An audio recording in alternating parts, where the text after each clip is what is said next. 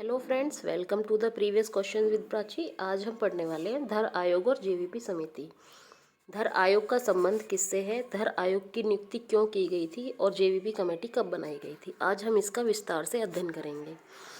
सबसे पहले है कि धर आयोग का संबंध भाषा के आधार पर राज्य पुनर्गठन से है। हम कई बार ये क्वेश्चन पढ़ते हैं कि भाषाई आधार पर बनाया गया प्रथम राज्य कौन सा था, तो वो आंध्र प्रदेश था जो 1953 में बनाया गया था। भाषा के आधार पर जो मांग उठी थी उसकी पीछे की कुछ कहानी है, ठीक है। तो उसमें भारत सरकार ने पहले इस बात पे कोई मत नहीं था कि वो भाषा के आधार पर राज्यों का गठन करे, लेकिन उन्होंने इसके लिए कमेटी बनाई, धर आयोग बनाया, जेवीपी कमेटी बनाई, फजल अली कमेटी बनाई। ये सब राज्यों के पुनर्गठन के भाषा के आधार पर पुनर्गठन से ही संबंधित हैं, ठीक है। तो हम इसको क्रमवार पढ़ेंगे और इनको याद करने की कोशिश करेंगे, इसको समझने की कोशिश करेंगे, ठीक है। सबसे पहले था हमारा 1 जून 1948 में भारत सरकार ने एस के धर की अध्यक्षता में, किसकी अध्यक्षता में, एस के धर की अध्यक्षता में भाषाई प्रांत आयोग की नियुक्ति की।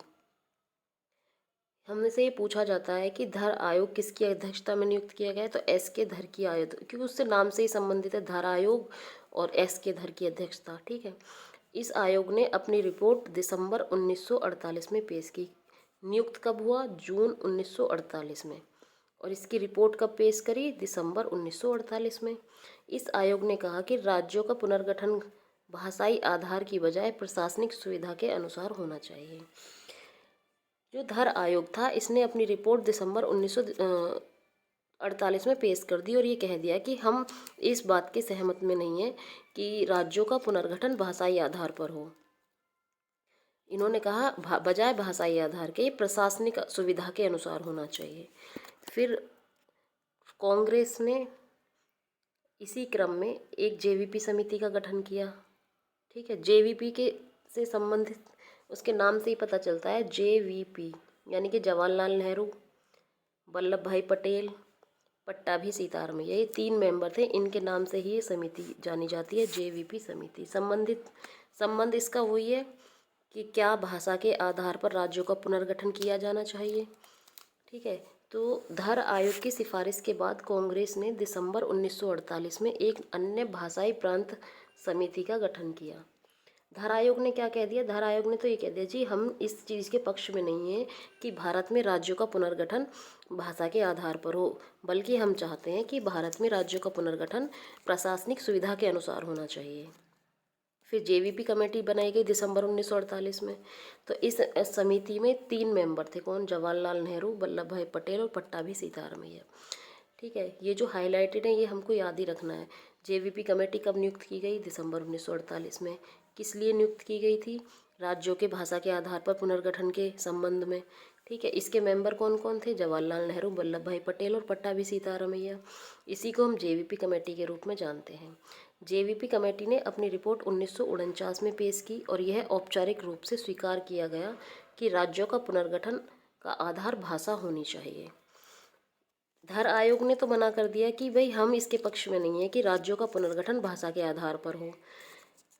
जेवीपी कमेटी ने कहा कि हम इस चीज़ के पक्ष में हैं कि राज्यों का पुनर्गठन भाषा के आधार पर होना चाहिए, ठीक है। तो 1950 में संविधान में भारतीय संघ 1950 में संविधान में भारतीय संघ के राज्य को 4 प्रकार से बांटा, भाग 1, भाग 2, भाग 3 और भाग 4। क्योंकि हम यहाँ बात किसकी कर रहे हैं, राज्यों के पुनर्गठन की बात कर रहे हैं। तो 1950 में जब संविधान लागू हुआ था तो उस टाइम 4 भागों में बटा हुआ थे, 4 भागों में बटे हुए थे भारत के राज्य। भाग 1 में 9 राज्य थे। कौन से राज्य थे, भाग 1 में वे राज्य थे जहाँ ब्रिटिश भारत में गवर्नर का शासन था, उसमें कितने राज्य थे, 9 राज्य थे। भाग 2 में 9 राज्य विधानमंडल के साथ शाही शासन था, ठीक है। भाग 3 में ब्रिटिश भारत के मुख्य आयुक्त का शासन और कुछ में शाही शासन था। तो ये कुल मिला के कितने हो गए, 29 राज्य। और ये 28, और भाग 4 में एक अकेला राज्य था, अंडमान और निकोबार द्वीप, ठीक है। तो ये इस तरीके से 4 थे। इसके बाद जो कुछ भाषा के आधार पर राज्य बने, कुछ को हमने काट कर अलग कर दिया, जैसे आंध्र प्रदेश से तेलंगाना बना दिया क्षेत्र के आधार पर, ठीक है। कुछ प्रशासनिक सुविधाओं के आधार पर हमने बनाया। ठीक है। तो ये जो 4 भाग थे, इन 4 भागों में ही आगे अब हम क्या करेंगे, राज्यों का पुनर्गठन होगा भाषा के आधार पर। ठीक है, तो ये हम आगे पढ़ेंगे इसमें। यहाँ पे इम्पोर्टेंट है, अक्टूबर 1953 में भारत सरकार को भाषा के आधार पर पहले राज्य के गठन के लिए मजबूर होना पड़ा, जब मद्रास हमसे तेलुगु भाषी क्षेत्र, मद्रास से, ये हमसे नहीं है, सॉरी ये गलत है यहाँ पे, ये मद्रास से तेलुगु भाषी क्षेत्रों को अलग करके आंध्र प्रदेश का गठन किया गया। ठीक है, तो 1953 में आंध्र प्रदेश का गठन किया भाषा के आधार पर, ये पहला राज्य था। सबसे पहला सवाल यही बनता है कि भाषा के आधार पर गठित होने वाला पहला राज्य कौन सा था, तो आंसर होगा आंध्र प्रदेश। ठीक है, आंध्र प्रदेश का भारत भाषा के आधार पर अलग राज्य का गठन कब किया गया, 1953 में। इसके पीछे एक लंबा विरोध आंदोलन था, जिसके अंतर्गत 56 दिनों की भूख हड़ताल के बाद एक कांग्रेसी कार्यकर्ता थे पोटी श्रीरामुलु, उनका निधन हो गया था। तब हमने 1953 में भाषा के आधार पर आंध्र प्रदेश का अलग राज्य के रूप में गठन किया था। ठीक है, तो हमने क्या क्या पढ़ा है, हमने पढ़ा है सबसे पहले धर आयोग ने अपनी सिफारिश में ये कहा कि भाई हम चाहते हैं कि बजाय भाषा के आधार के प्रशासनिक सुविधा के अनुसार इसका गठन हो। जेवीपी कमेटी ने क्या कहा, जेवीपी कमेटी ने कहा कि हम चाहते हैं कि हम फॉर्मली इस चीज़ को चाहते हैं कि राज्यों का पुनर्गठन भाषा के आधार पर होना चाहिए। और जब 1950 में संविधान लागू हुआ था तो भारत के राज्य 4 भागों में बटे थे। एक वे थे जिनमें ब्रिटिश भारत में गवर्नर का शासन होता था, कुछ वो थे जिनमें विधानमंडल के साथ शाही शासन होता था, तीसरे वो थे जिनमें भारत के मुख्य आयुक्त का शासन होता था और कुछ में शाही शासन था, और एक अंडमान निकोबार द्वीप था जिसको भाग 4 में रखा गया। और 1953 में भारत सरकार ने सबसे पहला राज्य भाषा के आधार पर आंध्र प्रदेश बनाया। ठीक है, तो ये हमने यहाँ तक जाना कि भाषा के आधार पर राज्यों के गठन का क्रम क्या रहा, हमको ये याद रखनी है। और हमको मेन चीज़ क्या है इसमें याद रखने वाली, कि इनको हम दे देते हैं कि कौन सा समिति किससे संबंधित है। ठीक है, राज्य के पुनर्गठन से, प्रशासनिक सुविधा से, या प्रशासनिक सुधार से। ठीक है, तो ये समिति हमको इसलिए इम्पोर्टेंट होती है, हर प्रकार से हर वनडे एग्ज़ाम के लिए इम्पोर्टेंट है। ठीक है, अब नेक्स्ट है हमारा फजल अली आयोग। इसके बाद पढ़ेंगे हम 1956 के बाद बनाए गए नए राज्य और संघ शासित क्षेत्र, इनको याद करने की कोशिश करेंगे। ठीक है, तो अभी हम करते हैं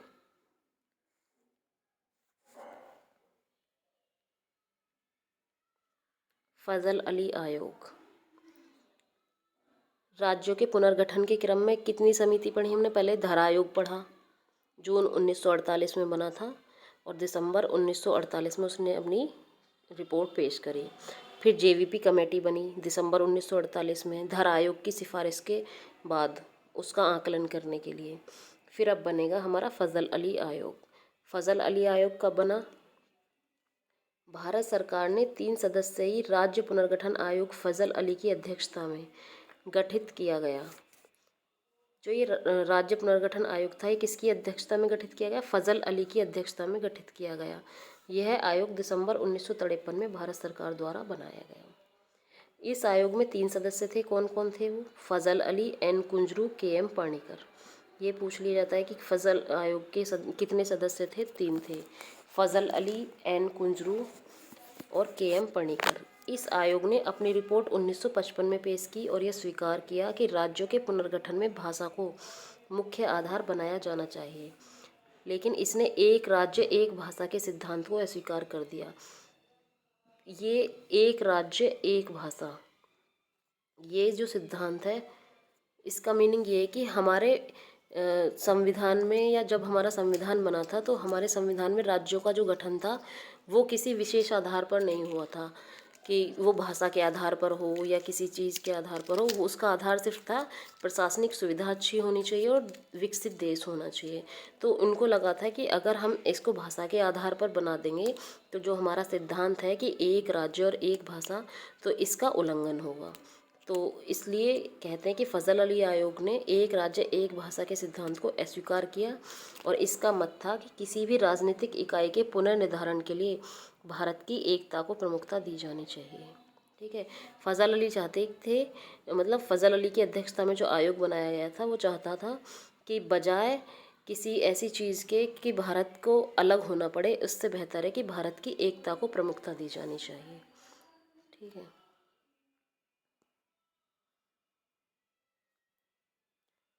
इस कमीशन ने या इस समिति ने किसी राज्य पुनर्गठन के लिए 4 बड़े कारकों की पहचान की। वो क्या?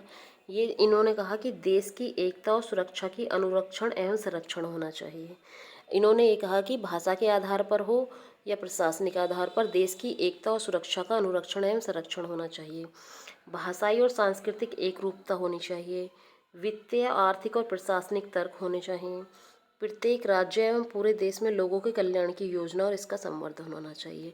कुल मिला के ये था कि इन्होंने हर तरीके से भारत को विकसित करने के तरीके बताए कि हम किसी भी तरीके से राज्य का गठन कर दें, उसमें पूरे देश का हित शामिल होना चाहिए। ठीक है, तो फजल अली आयोग किससे संबंधित है? या राज्यों के पुनर्गठन से संबंधित। क्या इन्होंने भाषा के आधार बनाने की सिफारिश की थी? हाँ, इन्होंने भाषा को आधार बनाने की सिफारिश की थी। ठीक है, आयोग ने सलाह दी कि मूल संविधान के अंतर्गत 4 आयामी राज्यों के वर्गीकरण को समाप्त किया जाए। जो हमारे मूल संविधान में 4 भाग में राज्य बटे हुए थे, जो 14 राज्य और 6 केंद्र शासित प्रदेश थे, 29 राज्य जो बने थे 4 भागों में, उनको समाप्त किया जाए या उनको एक दूसरे से विलय करके नए राज्यों का निर्माण किया जाए। इसमें 16 राज्य और 3 केंद्रीय प्रशासनिक क्षेत्रों का निर्माण किया जाए। भारत सरकार ने इस आयोग की सिफारिश को बहुत कम परिवर्तन के साथ स्वीकार किया और राज्य पुनर्गठन अधिनियम 1956 और साथ में संविधान संशोधन अधिनियम 1956 के द्वारा भाग 1 और भाग 2 को समाप्त कर दिया। यानी भाग 1 और भाग 2 कौन से थे? जो राज्य बने थे ना, भाग 1, भाग 2, भाग 3, भाग 4 में जो राज्यों को विभाजित किया था, उनको समाप्त कर दिया। ठीक है, इम्पोर्टेंट चीज़ ये 1 नवंबर 1956 को 14 राज्यों और 6 केंद्र शासित प्रदेशों का गठन किया गया। अब 1 नवंबर 1956 को कितने राज्य बनाए? 14 राज्य और 6 केंद्र शासित प्रदेश। एक बार इसको हम फिर से रिवाइज करेंगे। सबसे पहले धर समिति यानी धर आयोग बनाया गया, धर कमीशन एस के धर की अध्यक्षता में। कब बनाया गया था? जून 1948 में। इसने अपनी रिपोर्ट कब पेश करी थी? इसने दिसंबर 1948 में अपनी रिपोर्ट पेश करी थी। और इन्होंने क्या बताया था? इनकी सिफारिश थी कि ये पक्ष में नहीं थे कि किसी भी राज्य का गठन भाषा के आधार पर हो। धर कमेटी ने ये कहा। फिर आती है हमारी जेवीपी कमेटी। जेवीपी कमेटी ने क्या कहा? जेवीपी कमेटी ने कहा कि वो भाषा के आधार पर राज्यों का पुनर्गठन के पक्ष में है। ठीक है, जेवीपी कमेटी के बाद फिर आता है हमारा फजल अली आयोग। उन्होंने अपने राज्यों के पुनर्गठन के कुछ कारक बताए।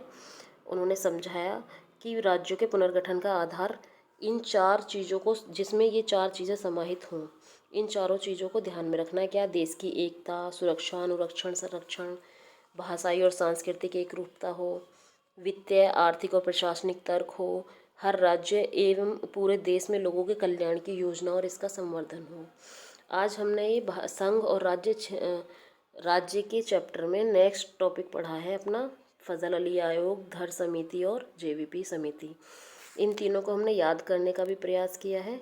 आई होप ये जो हमने पढ़ा है आप इसको अच्छे से एक बार और रिवाइज करेंगे तो ये बहुत अच्छे से याद हो जाएगा और इससे वनडे एग्ज़ाम में सीधे सीधे क्वेश्चंस बनते हैं। ठीक है, और नेक्स्ट वीडियो में हम डिस्कस करेंगे इसी के क्रम में जो 1956 के बाद नए राज्य और संघ शासित क्षेत्र बनाए गए थे। उसके बाद हम इसी के क्रम में पढ़ेंगे कि कौन कौन से राज्य बनाए गए, कौन सा संविधान संशोधन द्वारा बनाए गए, कितने राज्य बनाए गए। ठीक है, नाम में परिवर्तन कब हुआ, राज्यों के नामों में परिवर्तन, ये भी हम पढ़ेंगे। ठीक है, thank you for watching this video. अगर आपको लगता है कि आप इसमें कोई मिस्टेक है या इसमें कहीं भी कोई सुधार किया जा सकता है तो आप मेरे को कमेंट करके बता सकते हैं। और इससे संबंधित अगर आपको कुछ भी नया पता चले या इसमें कुछ अपडेट की ज़रूरत हो तो आप मेरे को कमेंट में बता सकते हैं। Thank you.